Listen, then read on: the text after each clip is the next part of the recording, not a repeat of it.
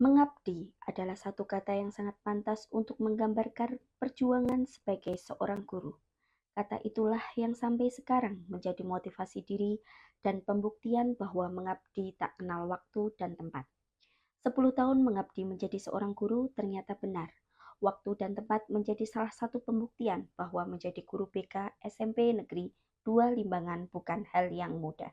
SMP Negeri 2 Limbangan merupakan salah satu sekolah rujukan inklusi Kabupaten Kendal yang terletak di Jalan Sumowono, Limbangan, kilometer 1, di mana posisi letak geografis yang kurang mendukung berada di tengah perkebunan kopi dan alpukat, jauh dari pusat kota Kendal, berjarak kurang lebih 34 km. Sekolah kami memiliki kondisi jalan yang rusak, bergelombang, naik turun, dan licin saat hujan. Tidak hanya itu, sekolah yang berdiri sejak 1995 ini sekarang memiliki bangunan yang cukup memprihatinkan. Menjadi guru BK tunggal dengan jumlah murid ampuan 239 siswa, saya harus siap membersamai dengan memastikan mereka tumbuh tidak hanya sekedar cerdas akademik, tetapi sehat mental dan emosional serta berkarakter kuat di tengah keterbatasan kami. Keterbatasan yang ada membuat beberapa anak didik kami hampir menyerah. Bahkan mereka yang sering tidak berangkat sekolah, ada yang memilih untuk putus sekolah. Keadaan ekonomi keluarga yang sulit, ditambah dengan jarak dari rumah menuju sekolah yang cukup jauh. Siswa dari daerah Dusun Jengkol, Biting, Deles, yang berada di desa Kedung Boto memerlukan perhatian dan dedikasi yang lebih. Sebagai seorang guru BK di zaman modern seperti sekarang, penerapan nilai dari jurus BK yang dicanangkan oleh pemerintah pusat sangat amatlah selaras untuk diterapkan pada permasalahan yang dialami murid saya. Ketidakhadirannya harus divalidasi dengan layanan responsif, salah satunya home visit. Walaupun harus menempuh jarak 1 jam pulang pergi untuk melakukan home visit dan harus melewati terjalnya jalan jengkol yang sungguh memprihatinkan, dedikasi tersebut membuat saya yakin mereka menemukan jalan keluar untuk tidak putus sekolah, sehingga membuat saya bangga pada mereka yang mampu berjuang di tengah keterbatasan dengan perantara layanan BK ini. Layanan responsif yang saya berikan berbeda dengan biasanya. Home visit yang biasanya menyodorkan pertanyaan, surat perjanjian, kali ini saya mencoba memberikan lembar berbeda berupa surat dariku untuk masa depanmu, di mana surat tersebut merupakan bisikan dari hati terdalam. Ketika mereka tak mampu menyampaikan secara lisan karena keterbatasan, surat ini mampu menjadi pemantik untuk bangkit di tengah keterbatasan mereka. 3 murid spesial saya yang perlu mendapatkan perhatian khusus kali ini adalah inisial RY, RF, dan RO yang cukup lama tidak berangkat sekolah. Mereka sama-sama berada di arah desa Kedung Boto. Murid RY memiliki permasalahan tidak masuk sekolah karena tidak memiliki kendaraan untuk bersekolah, ditambah tidak bisa naik kendaraan. Home visit yang saya lakukan dengan pendekatan sosial emosional berbicara dari hati ke hati dengan langkah kecil menggunakan surat dariku untuk masa depanmu. RY mencoba membacanya, menulis kata per kata di tengah usahanya dan ibunya untuk tetap mau bersekolah. Di mana pada akhirnya home visit selanjutnya, perantara surat itu membuahkan hasil. RY dan ibunya mencari solusi, menyadari bahwa jika hanya berdiam diri tidak mampu melawan keterbatasan tersebut, dia akan kehilangan masa depannya. Di tengah RY yang sebentar lagi akan melaksanakan proses menyelesaikan jenjang kelas 9. RY bisa mencari solusi dengan mencari tumpangan dengan adik kelasnya. Keberaniannya mengusahakan untuk bisa berangkat sekolah akhirnya diselesaikan dengan komunikasi. Dan RY pun sudah berangkat sekolah setiap harinya. Tentu perjuangan yang saya lalui setiap home visit membuahkan hasil.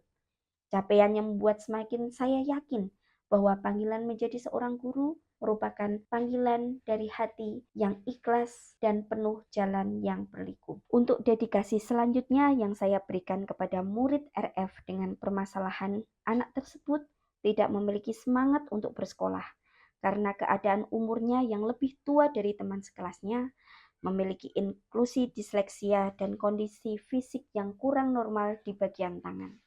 Ditambah, pada kedua orang tuanya yang sudah berpisah, RF hanya mendapatkan kasih sayang dari ibunya.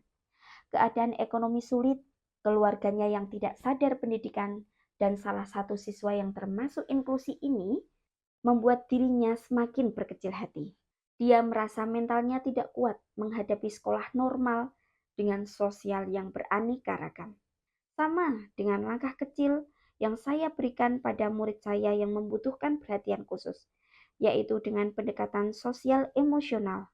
Surat dariku untuk masa depan RF yang coba saya berikan.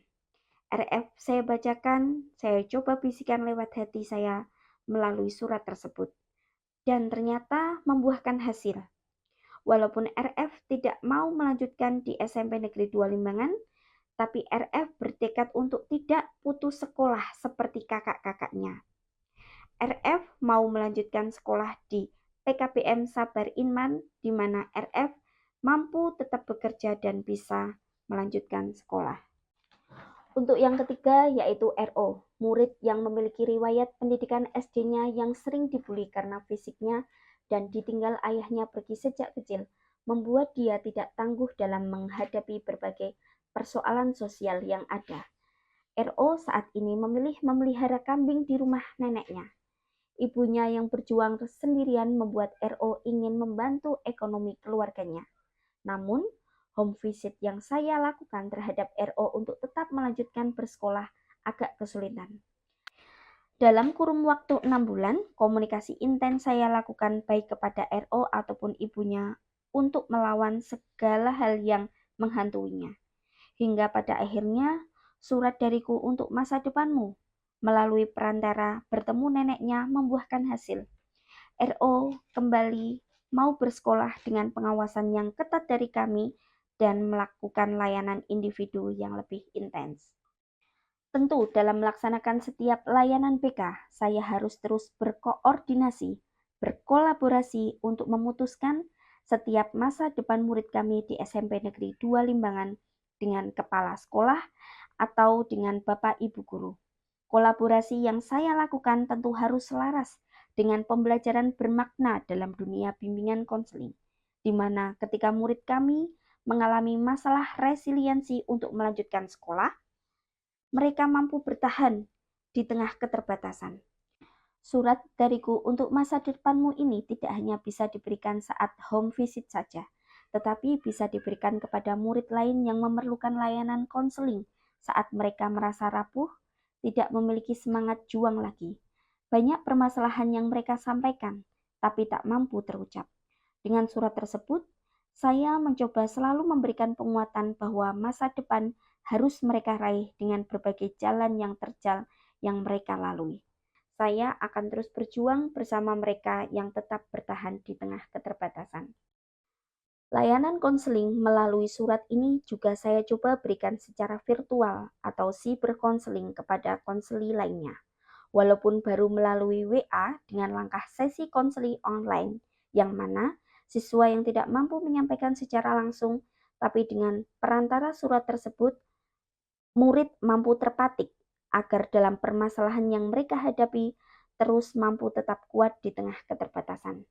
Anak didik saya mampu terentaskan permasalahannya secara tanggap tanpa menunggu waktu yang lama. Karena memang kadang permasalahan itu muncul di rumah. Dengan tanggap layanan cyber counseling tersebut, mental anak didik saya terentaskan perlahan, berangsur membaik, dan kesadaran akan tetap bertahan untuk berpendidikan masyarakat di daerah Limbangan, Kabupaten Kendal, Jawa Tengah, terutama anak-anak yang wajib harus berpendidikan 13 tahun tersebut. Harapan saya sendiri, surat dariku untuk masa depanmu dapat menjadi perantara meningkatkan daya lenting anak-anak kami ataupun lainnya, bahwa dengan hati tulus, ikhlas, mereka mampu menatap masa depan.